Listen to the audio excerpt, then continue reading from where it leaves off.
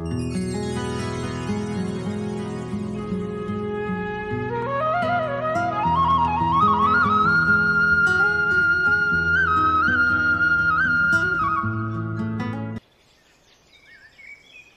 গল্পটি সুন্দরপুর নামের একটি ছোট্ট পাহাড়ি গ্রামের।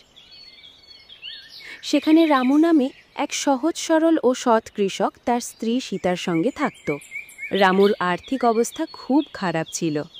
সেই গ্রামের বড় জমিদারদের খেতে দিনরাত পরিশ্রম করত, কিন্তু তাতেও তাদের দুবেলা ঠিকমতো খাবার জুটত না।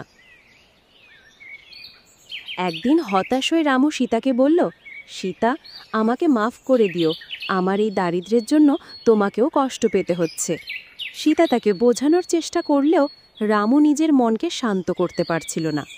অবশেষে সে ঠিক করল যে শহরে গিয়ে কাজ খুঁজবে, যাতে সে বেশি টাকা উপার্জন করতে পারে। সীতা প্রথমে রাজি না হলেও রামুর জেদের কাছে তাকে হার মানতে হলো। পরের দিন রামু শহরের উদ্দেশ্যে রওনা দিল।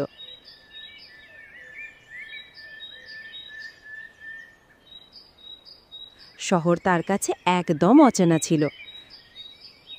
রাত কাটানোর জন্য যখন সে সরাইখানায় গেল, তখন সেখানকার ভাড়া শুনে তার হুঁশ উড়ে গেল।